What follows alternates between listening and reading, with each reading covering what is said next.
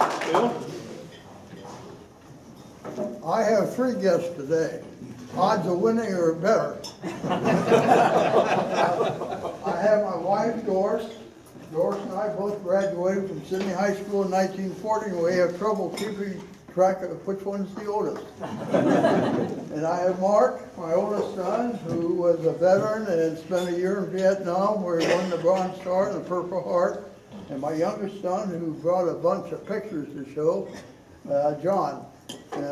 They say a picture's worth 1,000 words, so I won't have anything to say.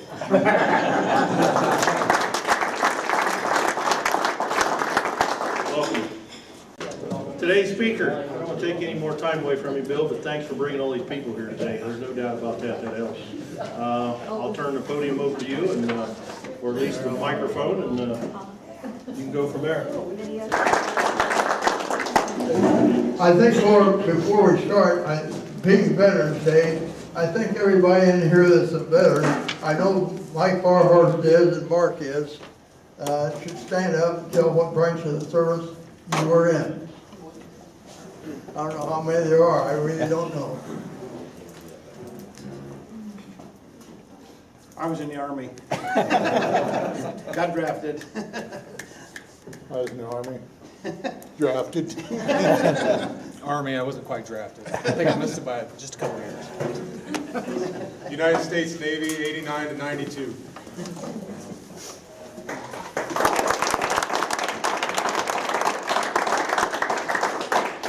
I'm going to pull a Dave Ross. I'm going to sit down. My knees aren't like they used to be. And I brought John along because he's got a lot of pictures that he's gathered up over the years. And they've often said a picture is worth 1,000 words, so maybe I won't have anything to say. But World War II, for 2,500 Shelby County, started with a draft board.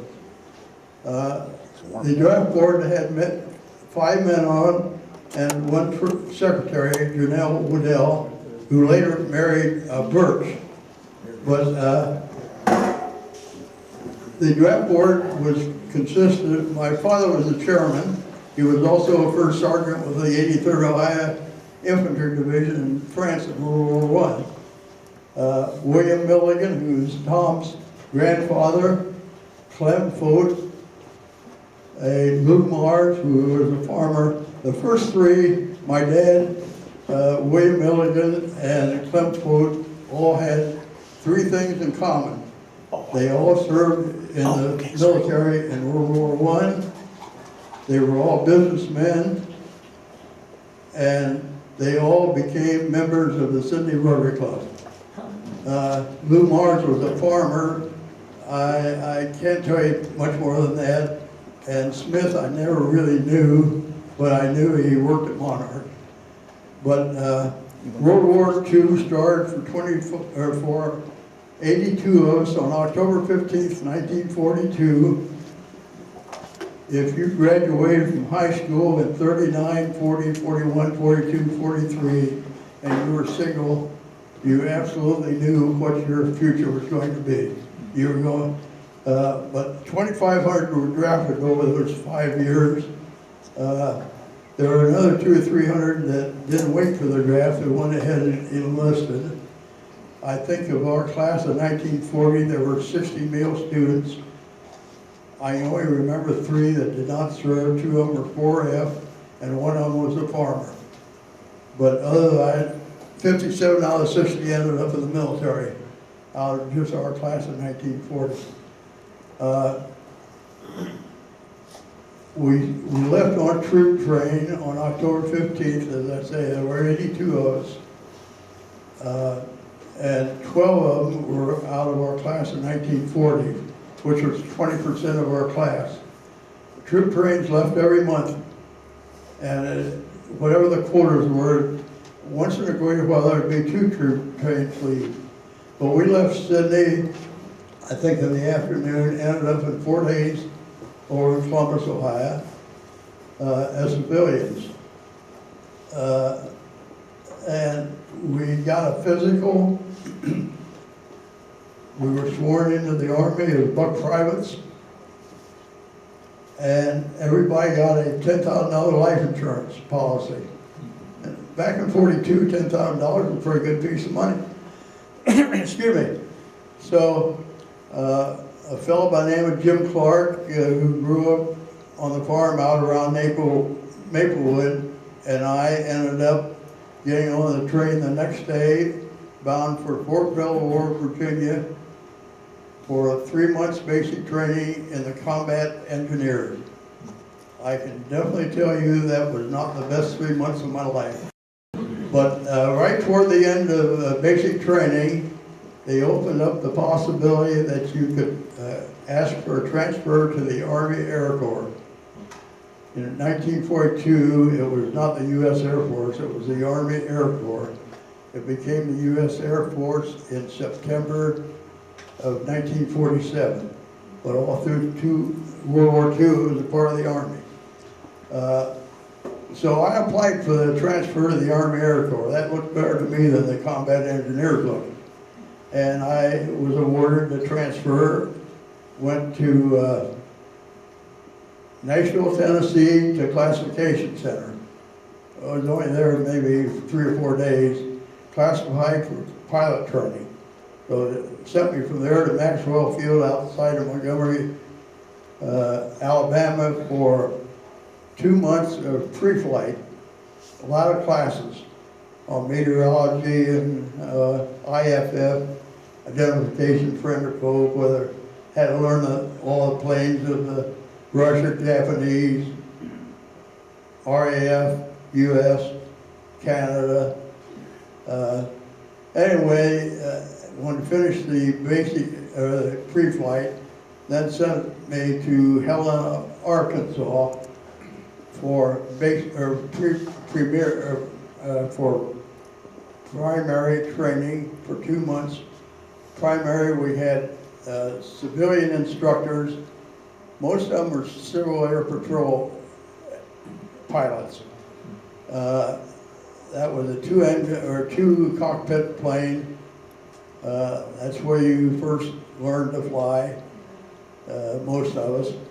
And the students sat in the front cockpit, the instructor sat in the back, and each instructor had 5 or 6, at that point in time we became known as cadets. And so they had 5 or 6 cadets to train, and you better solo within 8 hours or you're probably not going to remain in the pilot program anymore. So I went from primary to basic at Walnut Ridge, Arkansas, went from there to AT-6 in Alabama, Dothan, Alabama, Napier Field. When you finished advance, you received your wings and your commission as a second lieutenant. Went from there to Barksdale Field, Shreveport, Louisiana, where they put together our 6-man combat crew. And we then had 2 more months there in training B-26.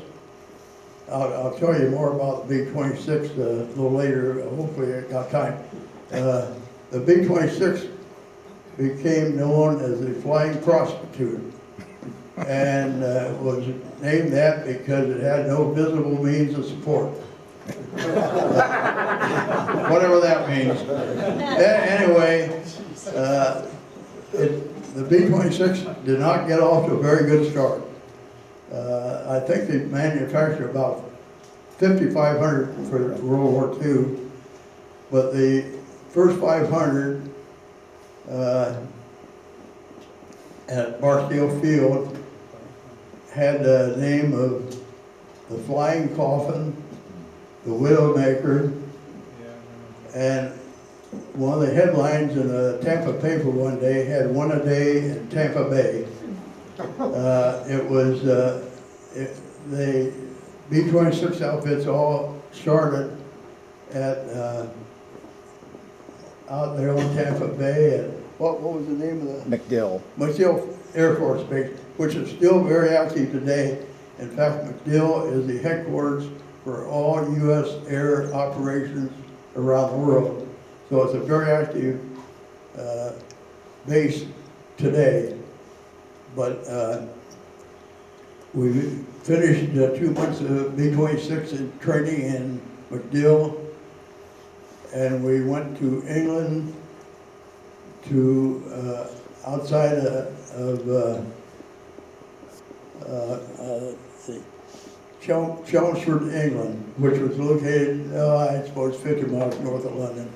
We were at Chelmsford for several months. In fact, we were there on D-Day when our group, 394th, flew 2 missions, one in the morning, one in the afternoon, as well as all the other B-26 outfits.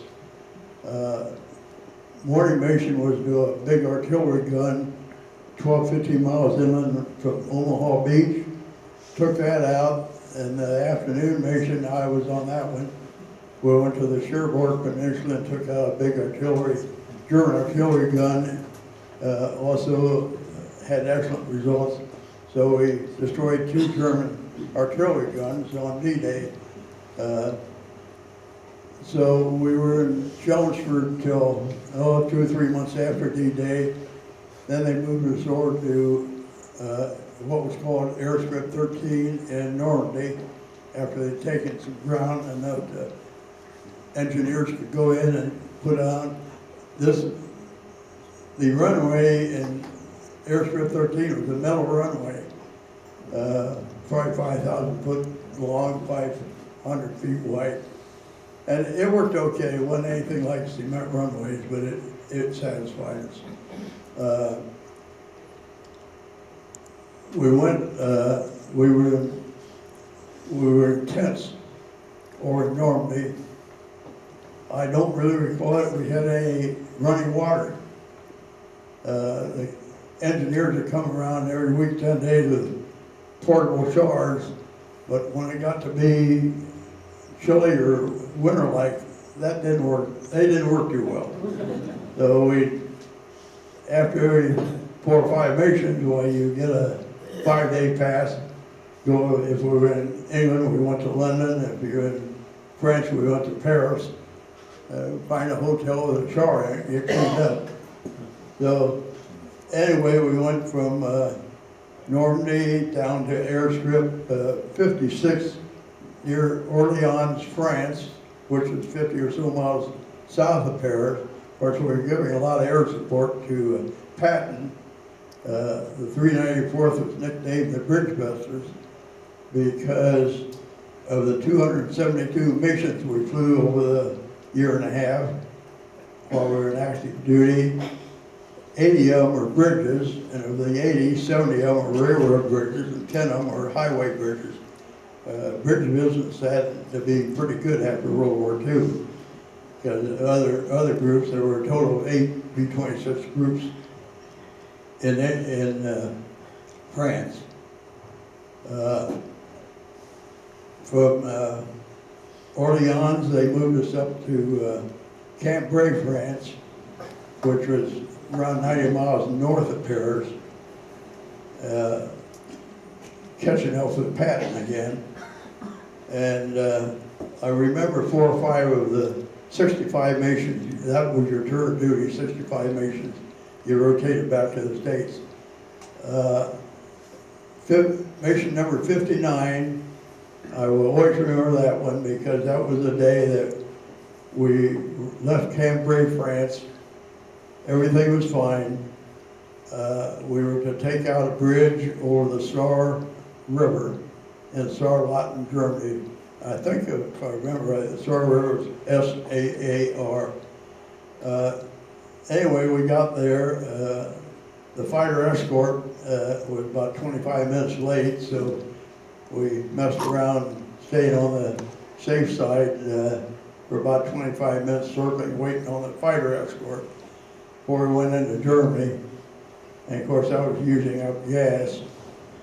So we got to Saarland, took out the bridge, started back. Of course, the meteorologist at the briefing said there would be a severe cold front moving in off the North Sea, but we would have plenty of time to get back before that was going to be a problem. Well, that didn't turn out to be true.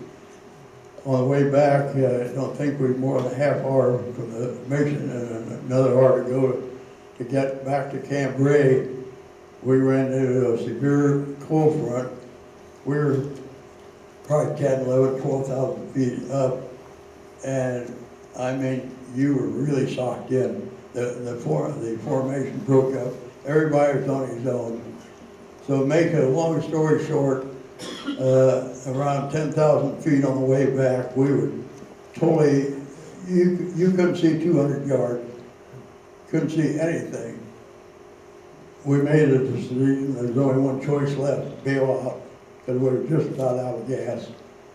So we bailed out in a sleet and freezing rain storm, around 10,000 feet. Probably took 12, 15 minutes before you ever saw the ground, and we didn't know what we were over. We were sure we were on the safe side of the lines, but everybody got down in one piece. And last June at the Dayton Air Show, I talked to some of these Golden Knights about my experience of bailing out in this sleet and freezing rain. They said, you should never have done that. Unfortunately, we had no choice. B-26 is not designed to land somewhere other than on a runway. But when I broke out of the clouds, I don't think I was more than 500, 600 feet above the ground. And I saw a lot of wooded area.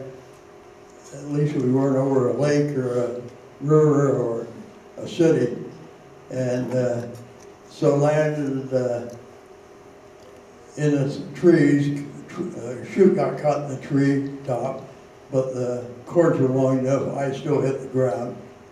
And so I run in, I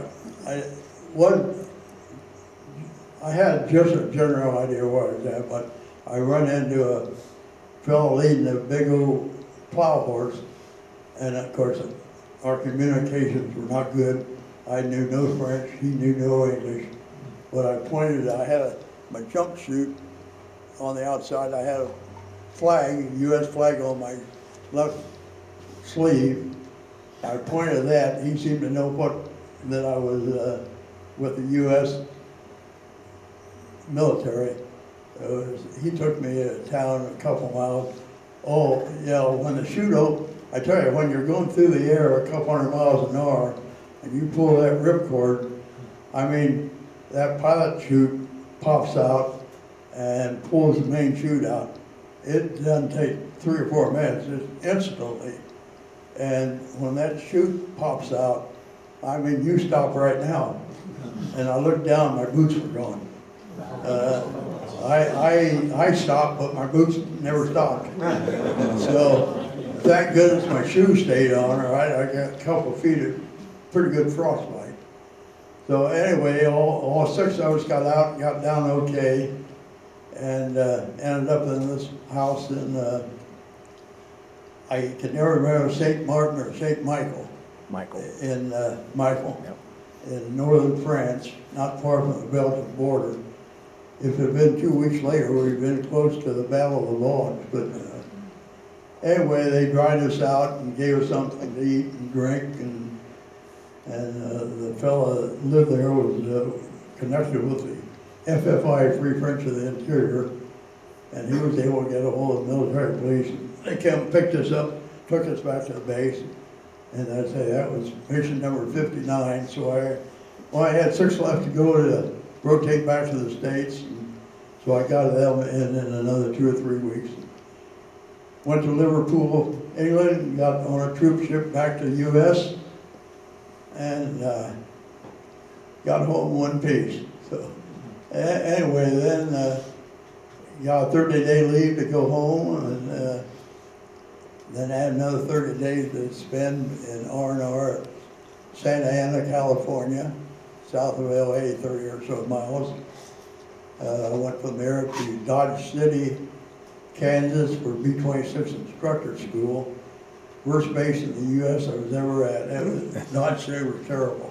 The officers' club was food and everything. Anyway, I was only there 3 weeks, and the war in Europe stopped, ended, and so did the B-26 instructor school. Sent me to Chinook Field, and that's where I ended up. I had one of the best jobs I ever had. I went down the flight line every morning at 9 o'clock or so, and scheduled pilots coming back to get their 4 hours in. As long as you got 4 hours of flying time in every month, you got 50% added to your base pay. So nobody want to be cheated out of that. That was easy to get. It was easy to get 4 hours in. That was one mission you get the 4 hours. Well, the B-26, I say, it got off to a not too good start. They did finally ground while we were still down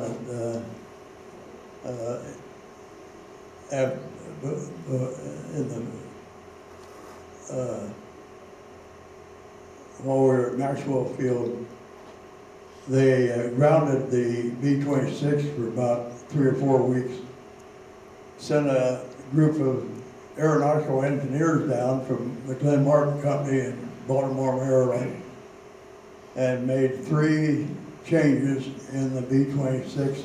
They didn't have time to redesign an airplane, put the manufacturer, train combat crews, and be ready to go by D-Day.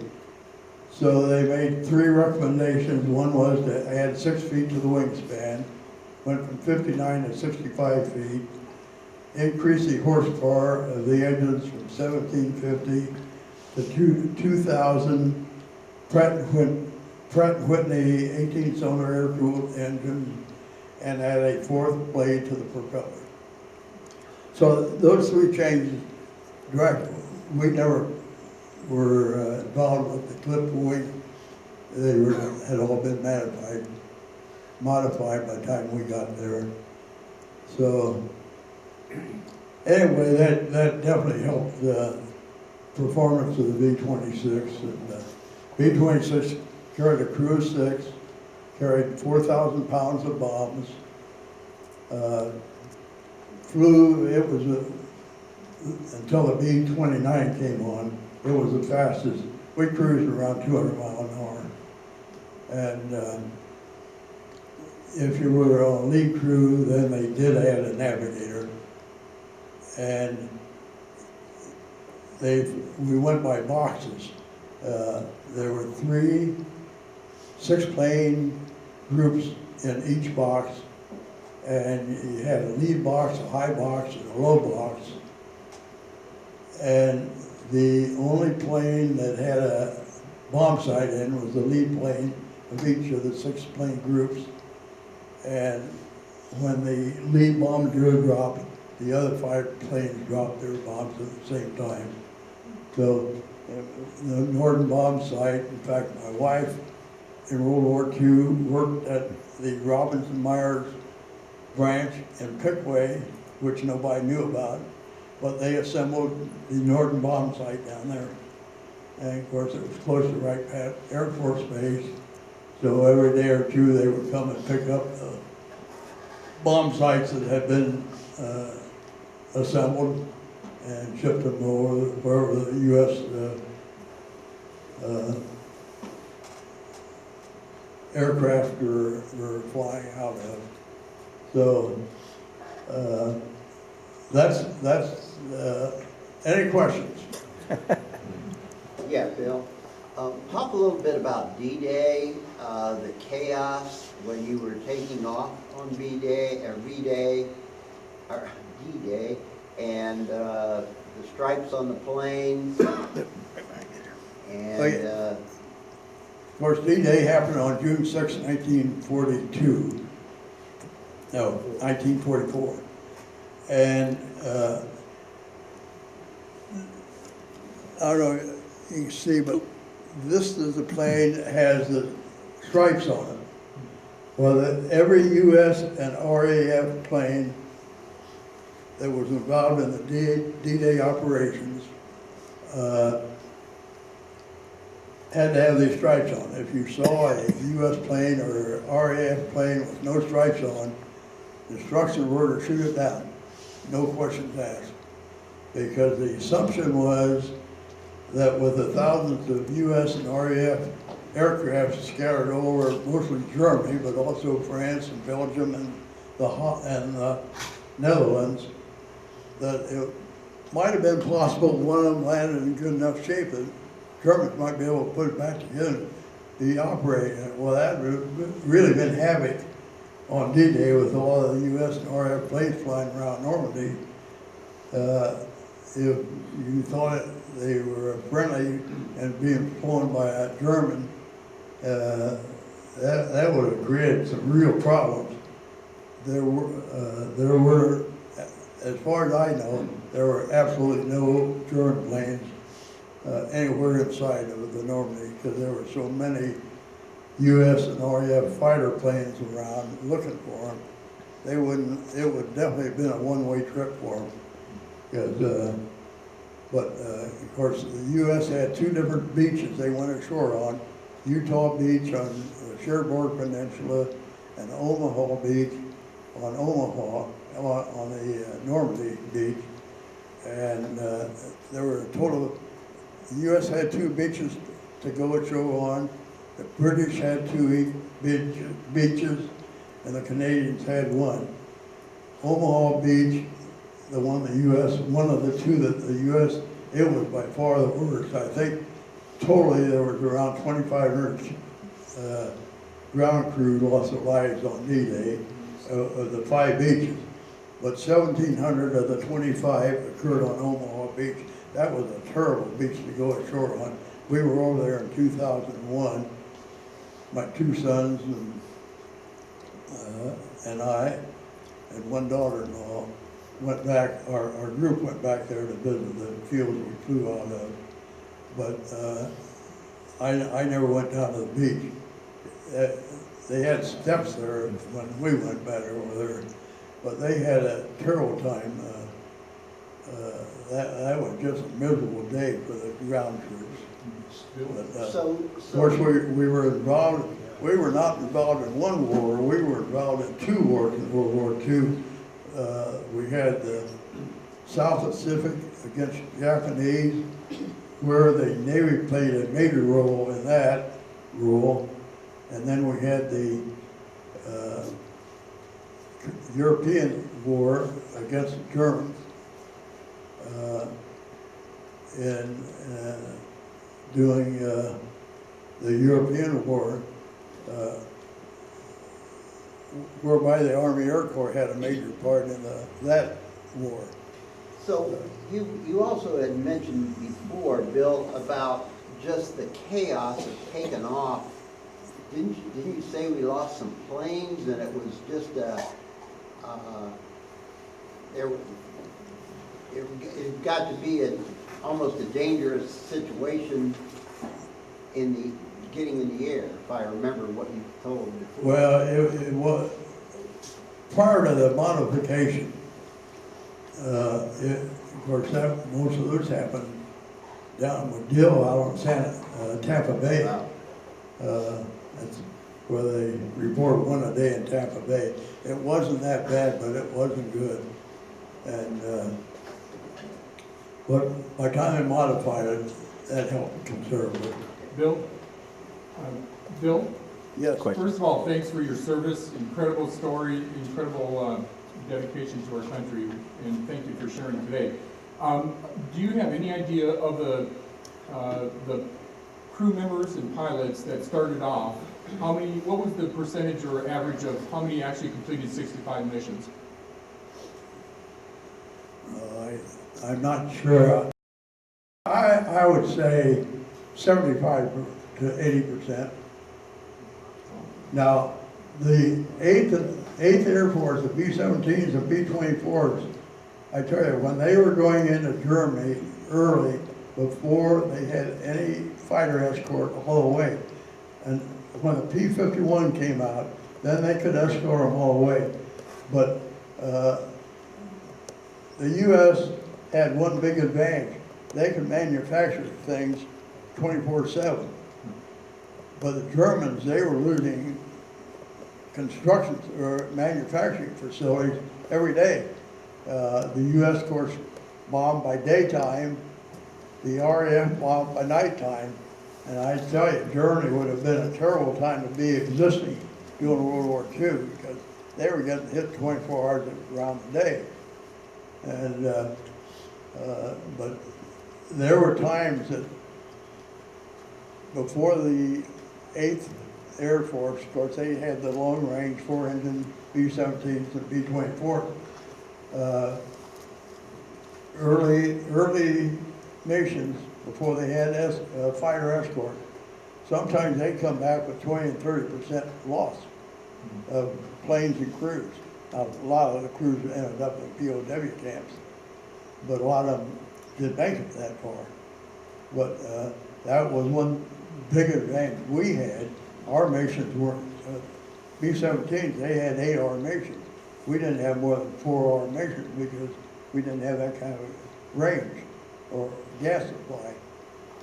And so seldom did we ever see any German fighters.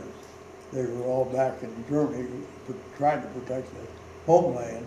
Of course, they finally ran out of fighters. The Germans did. They couldn't manufacture anymore because they didn't have any facilities to do it in. And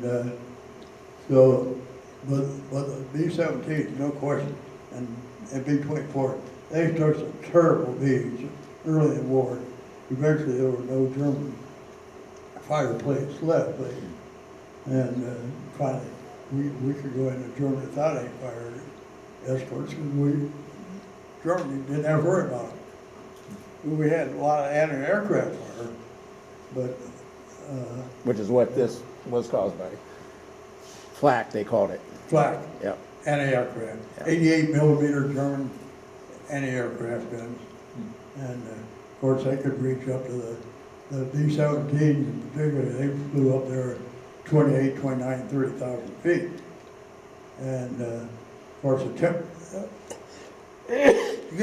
temperature basically every 1,000 feet you change is 3 degrees difference depending on whether you're going up or going down.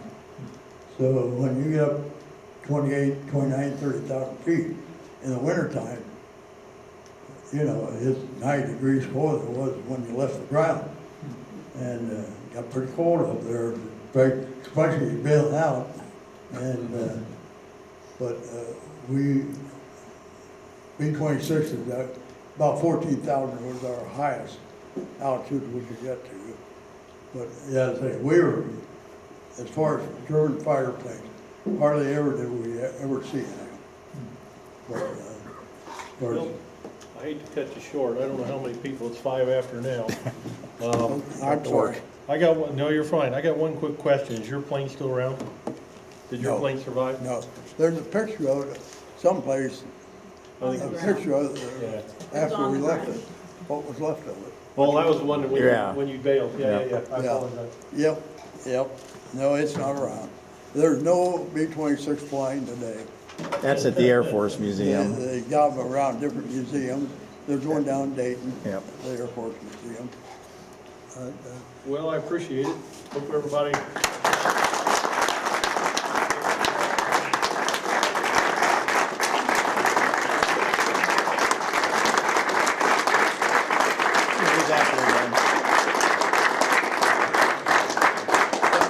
Thank you very much. I don't think we can say thank you enough, with that said.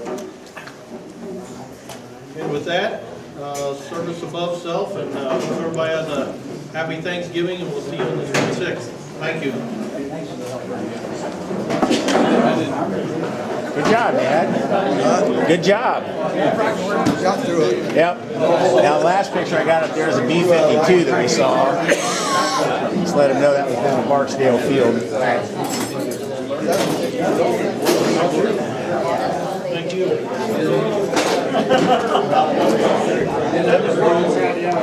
There you go. Perfect.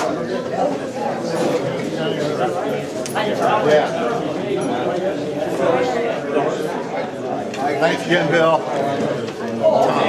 Really great. Okay, well, Good presentation, I enjoyed it. thank you very much. It was an experience. Oh, sure. See you, Tom. See you. Bill, thanks for sharing today.